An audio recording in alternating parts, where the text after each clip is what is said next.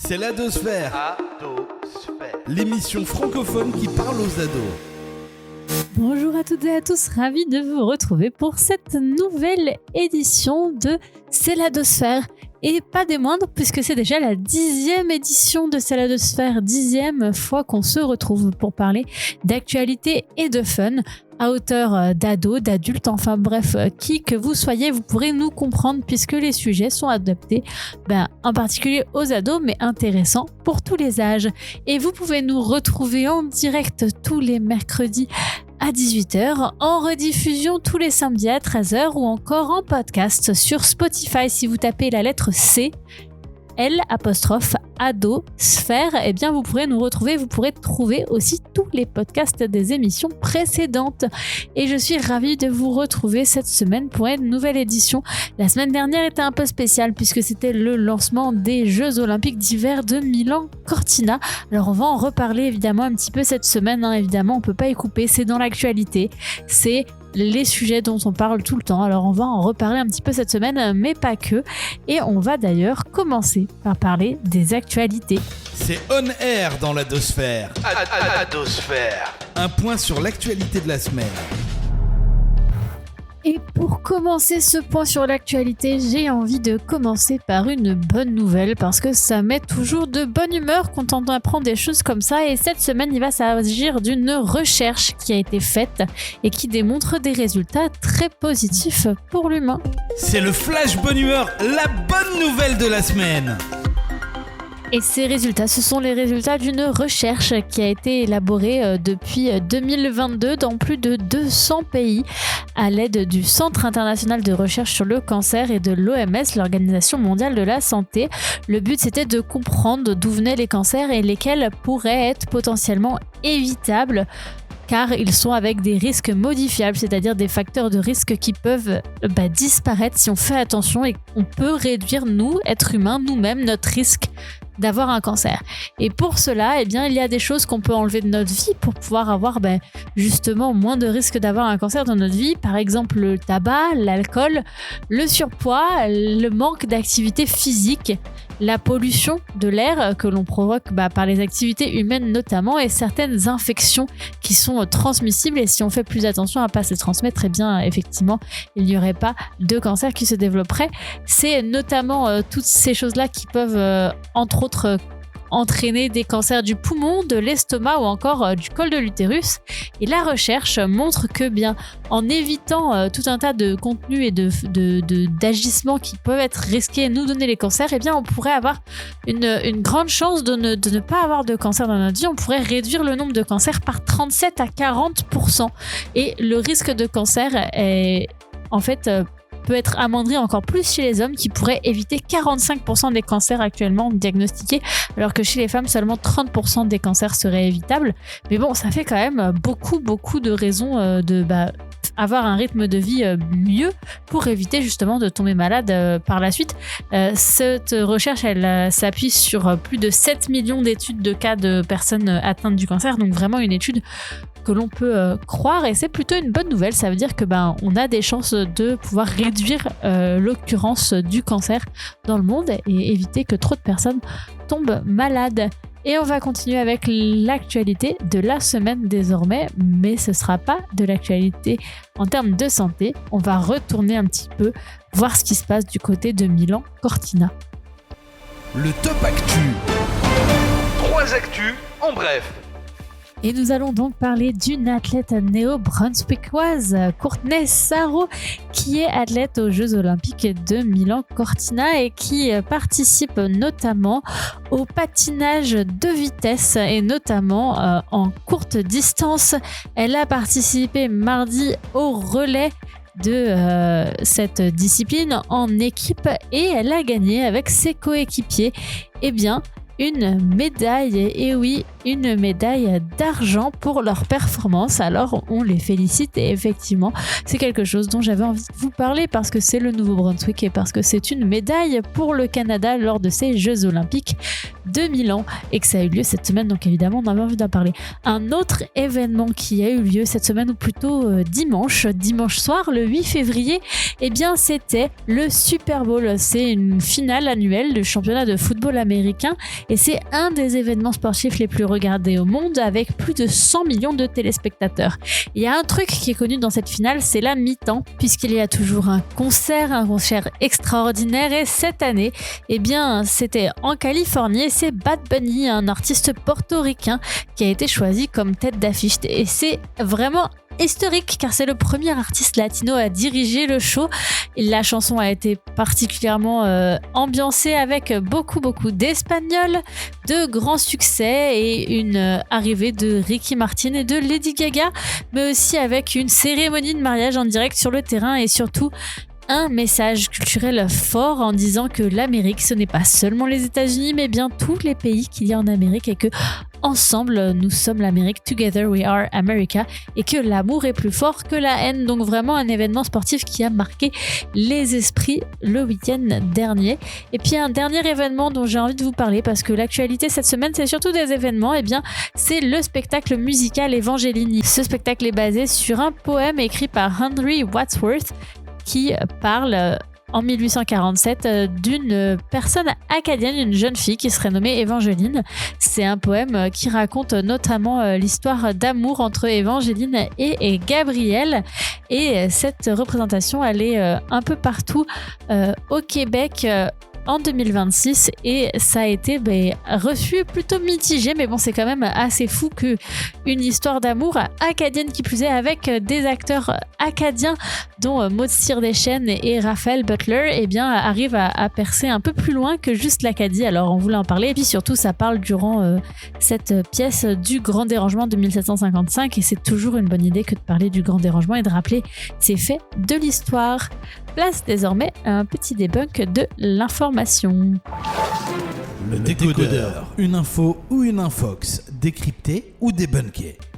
Et pour cette information, on va parler du réseau social X qui est connu, surtout ces derniers temps, pour être un réseau social où de nombreuses fausses informations circulent, mais également pour être un réseau sur lequel il n'y a pas vraiment de contrôle et que les mesures de protection, notamment pour les enfants, ne sont pas assez poussées et entraînent des risques et que y a beaucoup de signalements incorrects, etc., que c'est vraiment devenu un outil un peu de propagande pour certains milliardaires. Et donc, au lieu de parler d'une fake news qui a été diffusée sur ce réseau social, on va parler d'une bonne nouvelle, ou en tout cas d'une décision qui a été prise par le gouvernement du Nouveau-Brunswick et qui a annoncé qu'il n'utiliserait plus X, le réseau social étant anciennement connu sous le nom de Twitter, que ce réseau social-là ne serait plus utilisé par le gouvernement du Nouveau-Brunswick pour ses communications de manière régulière. C'est-à-dire qu'il sera utilisé en cas d'urgence majeure, mais ce ne sera plus un moyen régulier de communication parce qu'il n'est pas assez fiable et assez raisonné et encadré pour pouvoir être un outil fiable.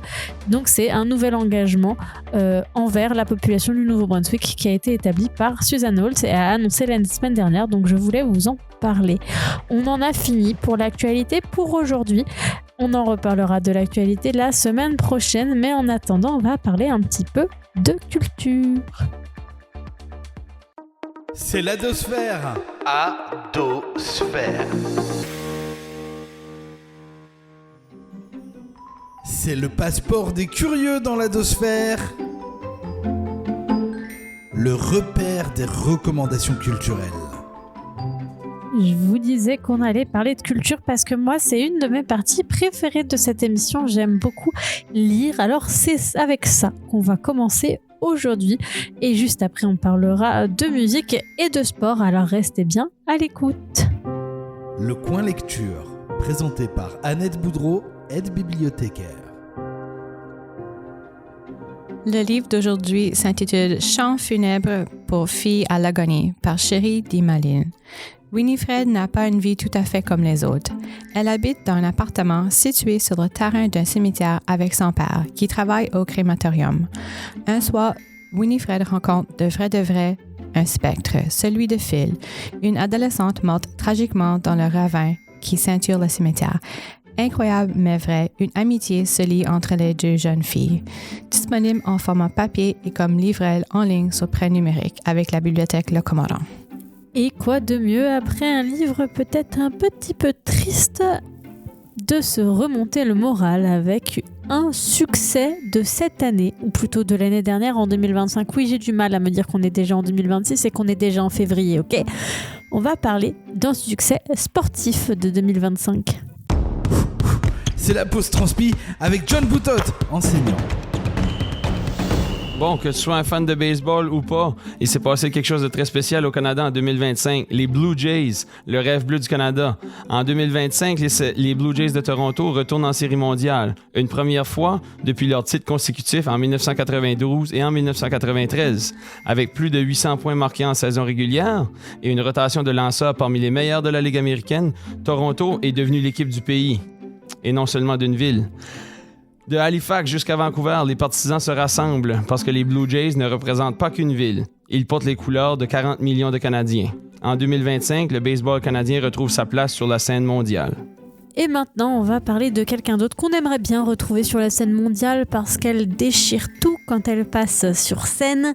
C'est le moment musique. En musique avec Denis Melançon, enseignant. Alors maintenant, Caroline Savoie. Mon coup de cœur. Caroline Savoie est une auteure-compositrice canadienne et acadienne de Dieppe, au Nouveau-Brunswick. Elle commence sa carrière musicale en 2011. En 2012, elle est la gagnante solo du concours Accro de la chanson, organisé par la Fédération des jeunes francophones du Nouveau-Brunswick. En 2014, Caroline Savoie participe à The Voice, la plus belle voix, au sein de l'équipe de Mika en France. En 2015, elle est lauréate du Festival international de la chanson de Granby. Grand concours, grand prix. Cette même année, elle est la porte-parole du concours Accro de la chanson. Elle sort son premier album, Caroline Savoie, en 2016 à Montréal et 3 ans plus tard, sort son deuxième album, Pour chasser l'aube. C'est en 2022 qu'elle lance son troisième album, Bruit blanc, faisant appel au guitariste Joe Grass. Elle explore dans l'album des thèmes personnels comme la famille, tout en laissant une place à des sujets sociétaux. La chanson cette semaine nous vient tout droit de son dernier album en 2025, Rom-Com, et la chanson s'intitule « Encore ». Caroline Savoie qu'on avait rencontrée lors de la Francofête en Acadie en novembre, qu'on peut écouter à la radio régulièrement. On adore ici Caroline Savoie. Et on va parler de plein d'autres sujets assez fun. Peut-être moins fun que la musique, peut-être plus fun que la musique, parce que c'est la prochaine rubrique qui arrive dans un instant dans C'est la Dosphère, où on parle de sujets fun fact, de records du monde, de journée mondiale et de tout un tas d'autres informations. C'est la Dosphère. Adosphère. Il est l'heure donc maintenant de parler de sujets complètement inessentiels, inutiles et pourtant une partie que j'adore puisqu'on va parler de fun et de sujets random. Place tout de suite aux inutilement inessentiels. C'est inutilement essentiel dans la Dosphère. Le plein hebdomadaire d'infos absolument oubliables et donc totalement indispensable.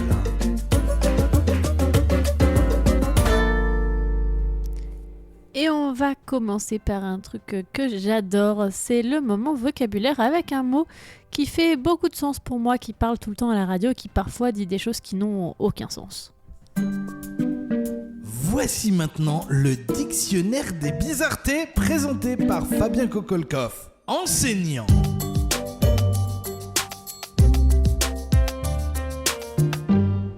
Bon, vous savez, plus on avance dans la nouvelle année et plus je vois le monde abandonner leurs nouvelles résolutions. Mais pour l'instant, je suis fier de dire que la mienne, elle tient toujours. Je l'ai jamais partagée avec vous d'ailleurs, il me semble. Mais je me suis dit que dans une volonté d'optimisation continue des chroniques, l'objectif annuel consistera à bonifier la densité sémantique tout en consolidant une approche réflexive favorisant l'accessibilité et la cohérence éditoriale. Non mais qu'est-ce que tu racontes ? Ouais, excuse-moi, c'était un peu du charabia. Je voulais juste dire que j'allais améliorer les chroniques. Oh, je pourrais vous parler du mot charabia aujourd'hui. Son origine est très obscure et les linguistes ne sont pas tous d'accord dessus. Mais beaucoup disent que ça pourrait venir de l'occitan. C'est une langue qu'on parle dans le sud-ouest de la France.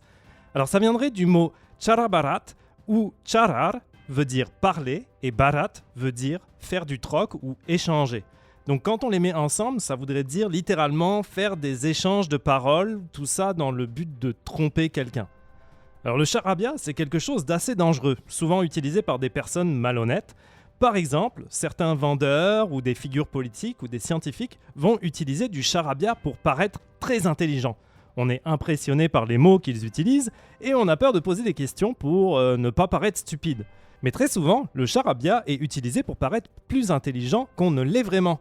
Alors quand quelqu'un vous parle, mais que vous n'êtes pas sûr de comprendre, demandez-lui d'expliquer plus simplement ce qu'il veut dire. Ça vous permettra de savoir si la personne est honnête ou si elle essaie de vous tromper. Finalement, je vais peut-être changer ma résolution pour cette année, moi. Je pense que je vais arrêter le charabia, puis je vais refaire des phrases simples pour que tout le monde me comprenne. Super idée ça. Et une autre bonne idée qui m'est venue là tout de suite, c'est de parler de la Saint-Valentin qui a lieu cette semaine. On n'en a pas encore parlé, alors bon, on peut pas trop y échapper. On va en parler, mais d'un point de vue un peu particulier, vous allez voir. C'est le fun fact du jour. Ça ne sert à rien, c'est inutile, mais c'est drôle. Voici le phonoscope. Et pour parler de la Saint-Valentin, j'ai envie de parler d'une tradition qui n'est pas humaine, mais plutôt animale.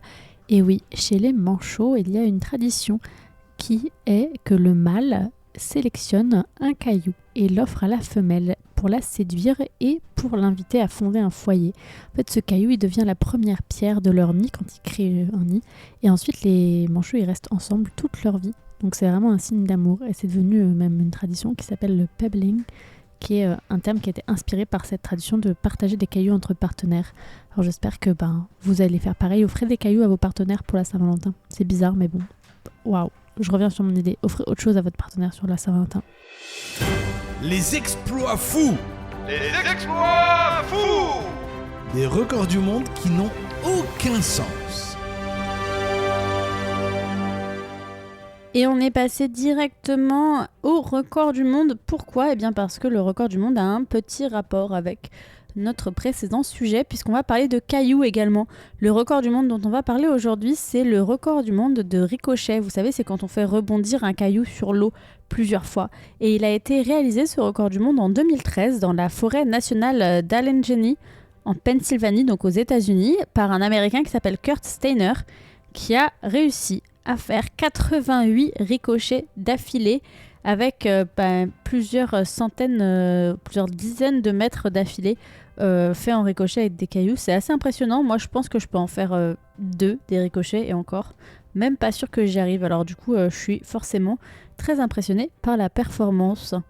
Et on va parler évidemment d'un sujet qui n'a encore une fois rien à voir avec ça, mais un petit peu parce que ricochet au océan, il va s'agir d'océan dans le tu préfères du jour. Et toi, tu préfères quoi ? Voici les réponses des 5e années de la classe de Marilus Claveau. Et la question qui leur a été posée, c'est une question d'exploration. On leur a demandé s'ils préféreraient explorer et voyager au fin fond de l'océan ou plutôt dans l'espace. Et les avis étaient divergents, alors je vais vous donner d'abord le mien d'avis, parce que pourquoi pas. Eh bien, moi je pense que l'espace, ça me fait peur. Je pense que j'aurais peur du vide et je me dis que déjà sur Terre, il y a plein d'endroits qu'on n'a pas encore découverts, et entre autres l'océan. Alors pourquoi pas d'abord découvrir tout ce qu'on a entre guillemets à portée de main, donc sur Terre, avant d'aller voir ailleurs sur d'autres planètes. Ça, c'est mon avis, mais c'est un avis qui est partagé aussi par certains élèves de la classe de Marilus Claveau, et notamment l'une d'entre elles en particulier, et c'est Anna.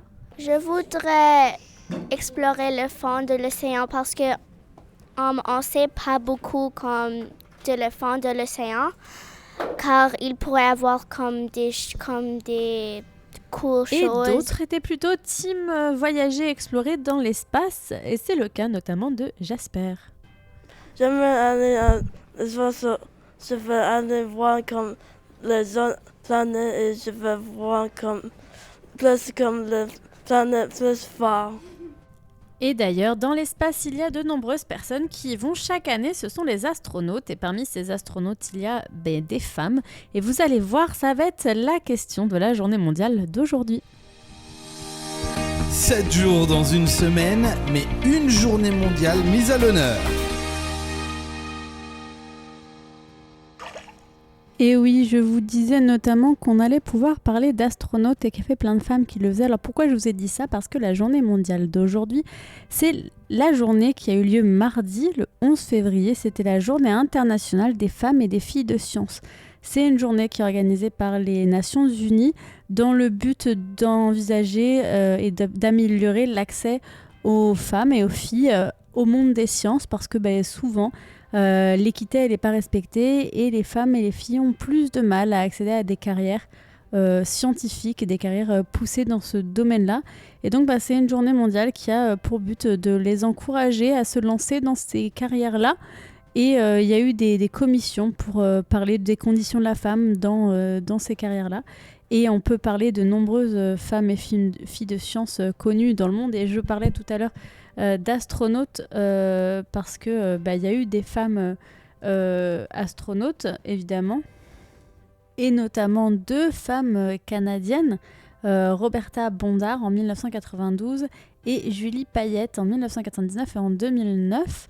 Et puis il y a une actuellement en activité qui est actuellement en entraînement pour pouvoir prochainement partir dans l'espace, potentiellement vers la Lune, et c'est Jenny Sidey Gibbons qui a été recrutée par l'Agence spatiale canadienne en 2017 et qui fait partie de la classe d'astronautes et qui va peut-être partir dans l'espace d'ici quelques années. Donc c'est vraiment une bonne nouvelle qu'il y ait des femmes qui puissent accéder à ces métiers-là.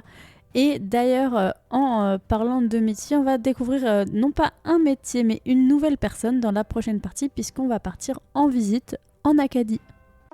C'est l'Adosphère. Adosphère.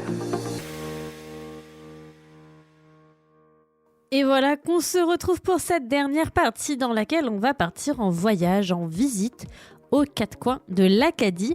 On en a déjà visité quelques-uns des endroits. Le mois dernier, on a été à Louisbourg. Et le mois prochain, on ira à Hopewell Rocks. Mais ce mois-ci, on va aller rencontrer Tim au parc de Couchibougouac. Et cette semaine, pour terminer l'Adosphère, Destination découverte. un lieu à découvrir en Acadie. Le parc national Couchibougouac, lui, il est situé sur la côte est du Nouveau-Brunswick, à peu près à 1 heure au nord de Moncton ou peut-être 25 minutes au sud de la ville de Miramichi. Puis, c'est un parc qui est fait en long, donc il court à peu près 25 km de côte, de terrain côtier. Donc, c'est un parc l'été qui serait connu plutôt pour ses plages, puis ses dunes, puis ses lagunes. Mais par contre, il y a quand même une belle gamme d'activités qu'on peut faire l'hiver. Ils sont un peu semblables à notre autre parc au Nouveau-Brunswick à Fundy, mais le terrain est différent.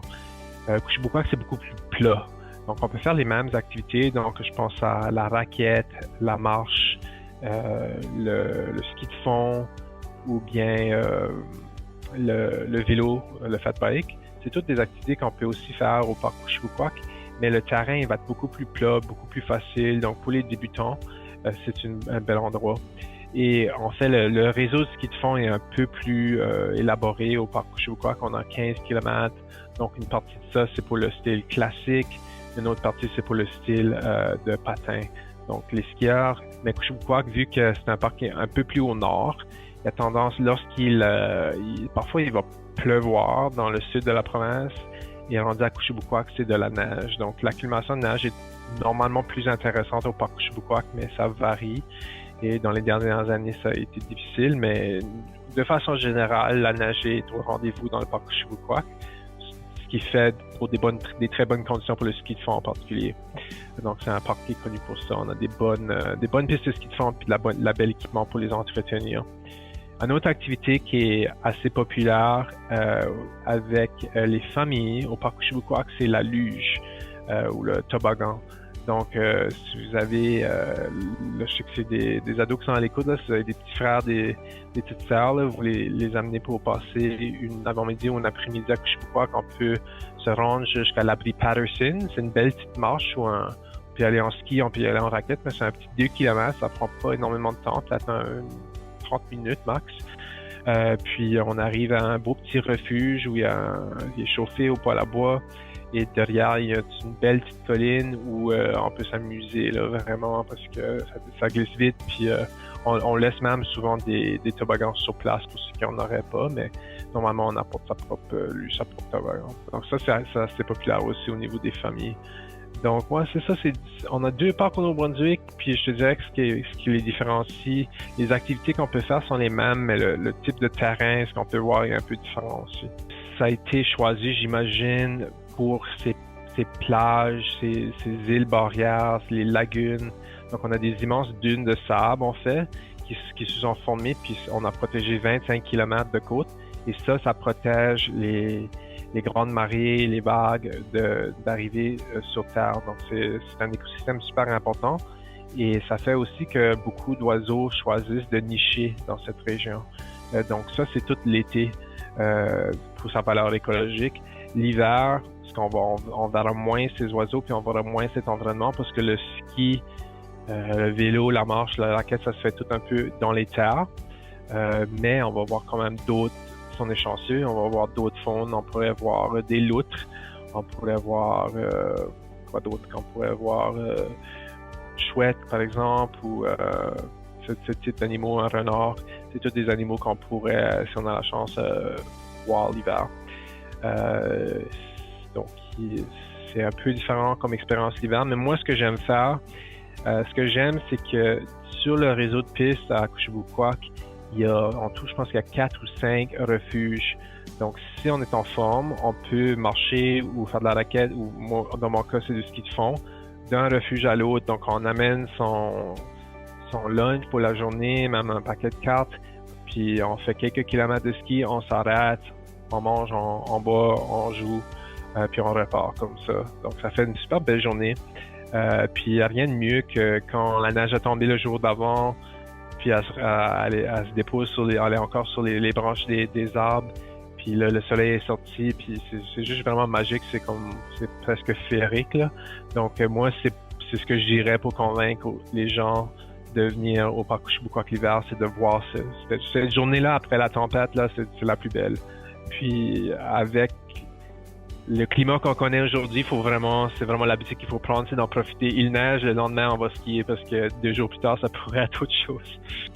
Je vais vous faire une confidence, je l'ai encore pas visité ce parc, alors j'espère que j'aurai l'occasion de le faire dans les mois à venir, parce que vraiment, ça m'a donné envie de le visiter. Et vous, dites-le nous sur les réseaux sociaux, sur cmedia-cma radio sur Instagram, ou alors sur C105-Saint-Jean, C90-Fredericton ou C93-Miramichi ou C98-Halifax sur Facebook, ou encore sur Spotify en commentaire de nos podcasts où vous pouvez retrouver l'Adosphère toutes les semaines, et même les anciennes versions de l'Adosphère, c'est-à-dire les semaines précédentes. Et quant à moi, je vous retrouve dès la semaine prochaine, c'est le mercredi à 18h et en rediffusion le samedi à 13h pour une nouvelle émission de l'Adosphère. Et évidemment, on se retrouve pour plein d'autres choses tout au long de la semaine, parce que je travaille pas que sur C'est l'Adosphère, j'imagine que vous m'avez reconnu. C'était Loïne, à très bientôt sur les radios du groupe C-Média. Ciao. C'était l'Adosphère. L'émission francophone qui parle aux ados.